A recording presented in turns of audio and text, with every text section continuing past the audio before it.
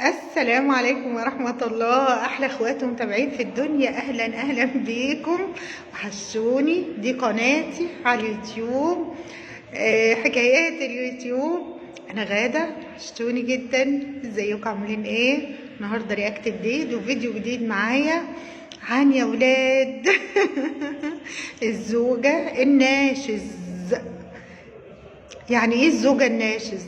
يعني ايه الزوجة الناشز في الاسلام في ديننا؟ للأسف ان الناس ستات كتير نسوا الدين، نسوه ونسوا ان في آخرة، في دنيا وفي آخرة وفي حساب. هم عايشين كده فاكرينها من غير حساب. اتجوز واضايق زوجي واطلع عينيه وبهدله اخر بهدله، تمام، ومن غير حساب. الدنيا كده من غير حساب يا سلام.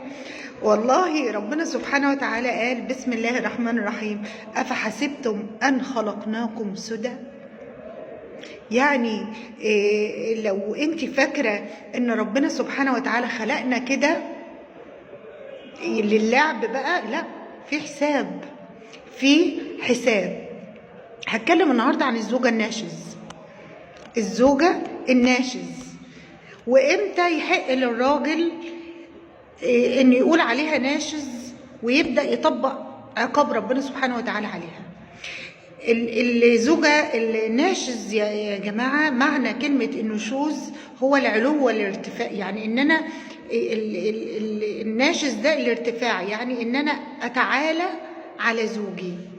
معناها ان انا اتعالى على زوجي. يعني ايه اتعالى على زوجي؟ يعني اعصاه، عصيان اوامر الزوج.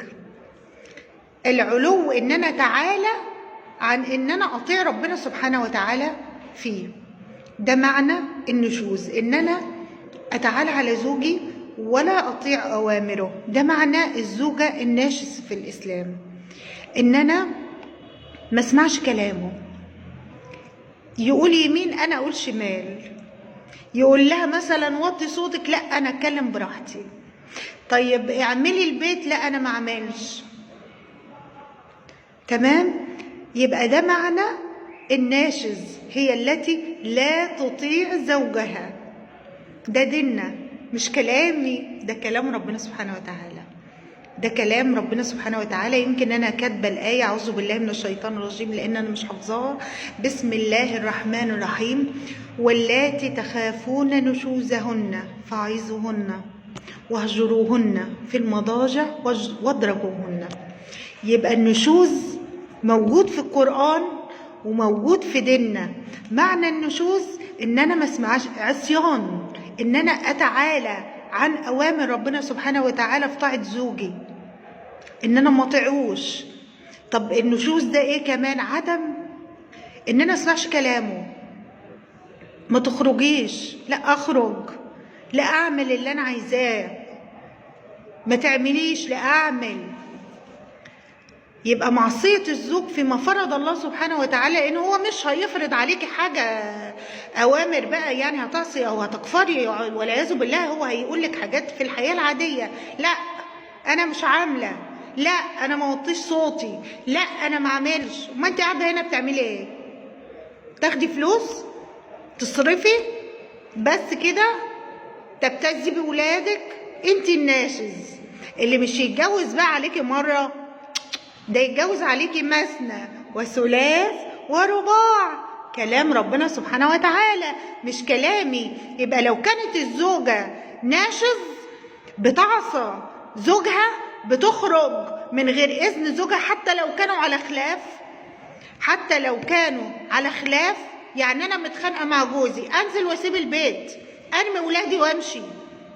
أنت ناشز، أنت ناشز، ويحق عليكي العقاب في ديننا اللي انتوا ما تعرفوهوش. اسلام بالاسم، حجاب لف الطرحه. الاسلام مش لفه الطرحه ان انا اتحجب واداري شعري، لا، الاسلام بالفعل، بالتصرفات. حضرتك انا ما ينفعش اسيب بيتي وجوزي وامشي. لو حتى رحل باباك في بيته، رحل باباك في بيته ما ينفعش، لازم اذن زوجك. حتى لو انتوا على خلاف ما ينفعش تنزلي وتجري، ما ينفعش، انت ناشز، انت ناشز. ده النشوز في ديننا، ده إن لا يبيح ابدا الخلاف ان انت تخرجي، اذنك مع زوجك. وانا قلت قبل كده يا جماعه، يا جماعه والله العظيم اوصيكم ونفسي وبولادي كمان، اوصيكم ونفسي وولادي، ونفسي اطبق عليها الاول. زوجك ما تخرجيش من غير اذنه حتى لو انت متخانقه، لان كده هيحق عليك عقاب ربنا سبحانه وتعالى، العقاب وملائكه بتكتب كده انت بتعملي ايه واخرتها ايه. وبعدين طالما انت حضرتك مقتدر وزوجتك مطهقك في عيشتك، ما بتسمعش كلامك، بتخرج من غير اذنك، نزول وطلوع على الفاضي وعلى المليان، على طول معكنين عليك عيشتك، مش عايزه تشتغل في البيت، مش عايزه تذاكر للولاد، مش عايزه تقف تعمل بيتها، عايزه شغاله تجيلها. امال انت متجوزه تعملي ايه؟ تصرفي فلوس. انت متجوزه تصرفي فلوس بس، داخله كده بمجهودك ما شاء الله. انت ناشز حبيبتي، انت ناشز والله العظيم يا بنات، مش بالشكل. اكم من ستات حلوين وتلاقيهم قمر، بس والله ما يتعاشروا، ما فيش راجل يتحملهم، ما يتعاشروش.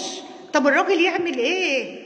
انا بقول له عدد، انت مقتدر، ربنا سبحانه وتعالى فاتح عليك وقادر، اتجوز واحده واثنين وثلاثه عليها، هات اللي تربيها، ما يربيش الست الا ست زيها، ظلمه زيها، بدمها ظلمه هات لها اظلم، هتربيها والله هتتعلم الادب، هتبقى زي الالف، صوتها عمره ما هيعلى، هتقعد وهتلتزم ببيتها، ومامتها اللي بتنصحها بما لا يرضي الله هتتربى وتتعلم الادب، لان دي ناشز في الاسلام. ده النشوز اللي ربنا سبحانه وتعالى ذكره في القران، وده العقاب عليه.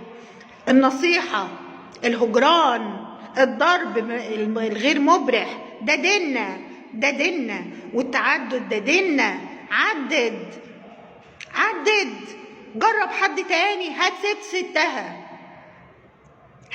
ستها، قول لها كده انا هتجوز، قول لها، مش بتاخد اذنها، ده مش بتاخد مثنى ثلاث رباع.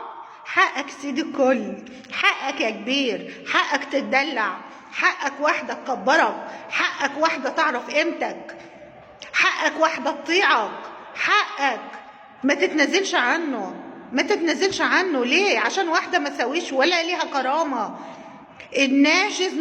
الناشز والله العظيم لو سألنا الشيوخ عقابها ايه في الاسلام لو استمرت في النشوز بعد الهجران والنصيحه والضرب غير المبرح، بعد كده ملهاش نفقه ولا مسكن، بتطرد بره البيت بالسلامه، يجي غيرك. والولاد مش مانع، وما تقوليش ولادي، ما تقولش ولادي، بالعكس انت كده هتعيش حياة احسن، عشان تقدر تصرف عليهم، عشان تقدر تاخد بالك منهم. حياتك تضيع حياتك ليه مع واحدة ما تسويش، مع واحدة ناشز. وطبعا يا جماعة انا مش بعمم على كل الستات، والله العظيم الجمال مش مقياس، والله العظيم الشكل بتتعود عليه، لكن الطباع هي اللي مشكلة، صح ولا لا؟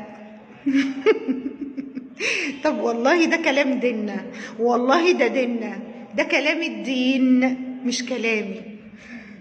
خلاص ال10 دقايق خلصوا، الوقت بيجري بسرعة معاكم، توحشوني جدا، حبكم جدا قد عينيا.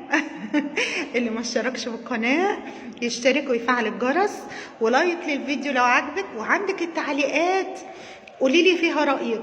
انا بخاف على الست اكتر من الراجل على فكره، لا ده الكلام لو سمعته الست وعملت بيه حياتها هتستوي والله العظيم، وربنا هيبارك لها. هتوحشوني للفيديو الجاي، خلاص هتشتركوا، هتفعلوا الجرس ولايك للفيديو.